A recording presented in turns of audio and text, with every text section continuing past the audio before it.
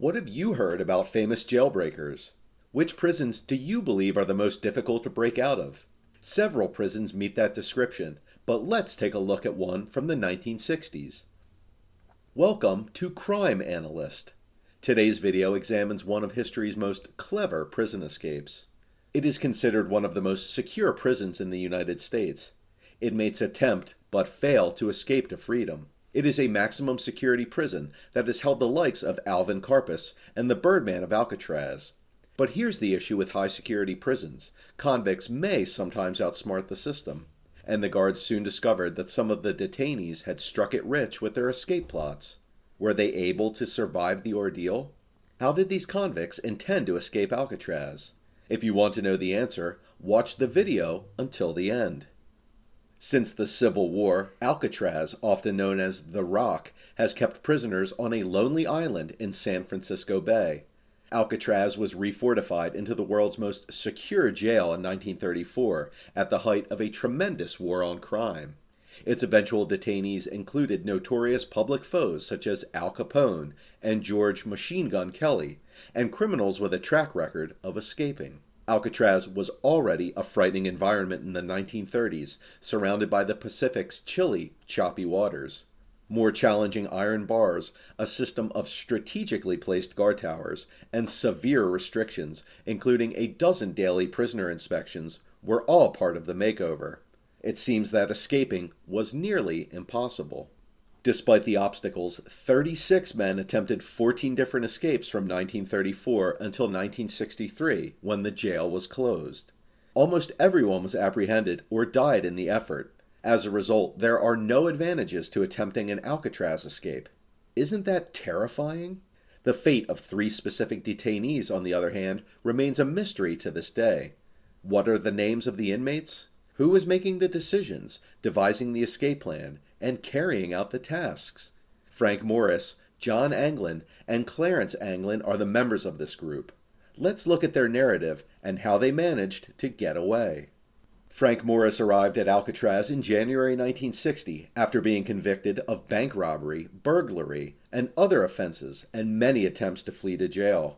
A prisoner named John Anglin was transported to Alcatraz later that year, followed by his brother Clarence in early 1961. All 3 had previously served time in jail together. They began formulating a scheme to escape after being assigned to adjacent cells. Morris, well known for his brilliance, was in charge of the planning. Alan West, another convict, assisted them. It had been months in the making, but how did it all go down? Here are the facts that everyone agrees on. The guys began plotting in December 1961 when they were allocated nearby cells, and they took full advantage of Alcatraz's antiquated infrastructure and inadequate security.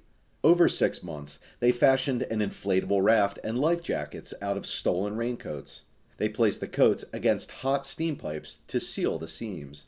They dug and dug, making paddles to row with and false heads to buy them time. The guys used the cover of cacophony to scrape through the backs of their cells during the daily hour when convicts were allowed to play instruments and sing. They had access to an unsecured utility corridor after passing through. Then it was just a matter of climbing to the roof, removing the bolts from a ventilation shaft, and crawling to safety. Authorities think the men disembarked from Alcatraz's northeast coast around 10 p.m. They paddled out into the dark, freezing night together. From this point on, there are very few facts on which everyone agrees.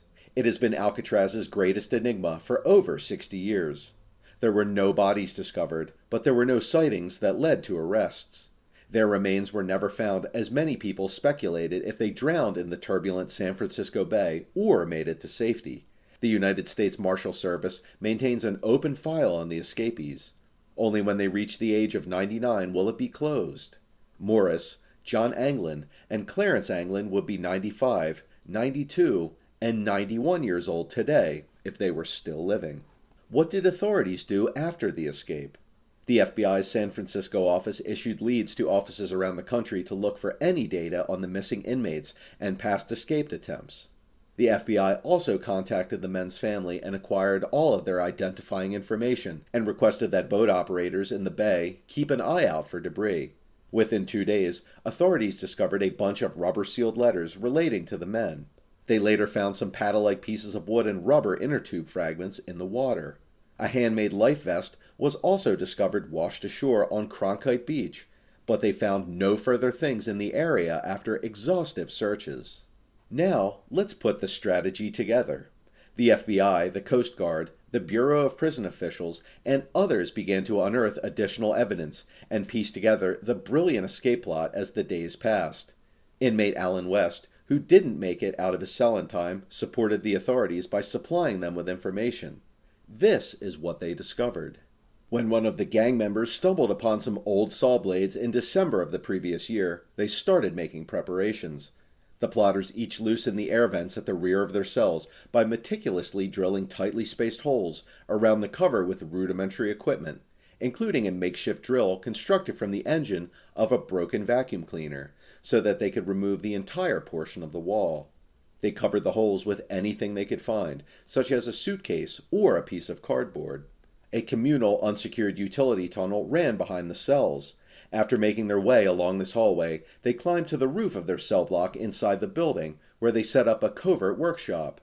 They used a mixture of stolen and given resources to create and hide what they needed to escape in the evening before the last count, taking turns keeping watch for the guards. Note the crude periscope they made for the lookouts. More than 50 stolen or gathered raincoats were made into improvised life preservers, and a 6 by 14-foot rubber raft with the seams painstakingly sewn together and vulcanized by the prison's hot steam pipes. The idea originated from publications seized in the convict cells. They also constructed wooden paddles and transformed a musical instrument into a raft inflating tool. They were both hunting for a way out of the building at the exact moment. The ceiling was 30 feet high, but they climbed up and ultimately wrenched open the ventilator at the top of the shaft using a network of pipes. They held it in place for the time being by making a phony bolt out of soap. The FBI subsequently turned over the investigation to the United States Marshals Service, which is currently looking into the possibility that the trio is still alive. On December 31st, 1979, the FBI declared the investigation closed, saying that the escapees were unlikely to have survived a dangerous swim over more than a mile of icy seas to the mainland. A letter was delivered to the Richmond station of the San Francisco Police Department in 2013. According to the letter, the criminals have been on the loose since the 1960s. It reads, "My name is John Anglin. I escaped from Alcatraz in June 1962 with my brother Clarence and Frank Morris. I'm 83 years old and in bad shape. I have cancer. Yes, we all made it that night, but barely."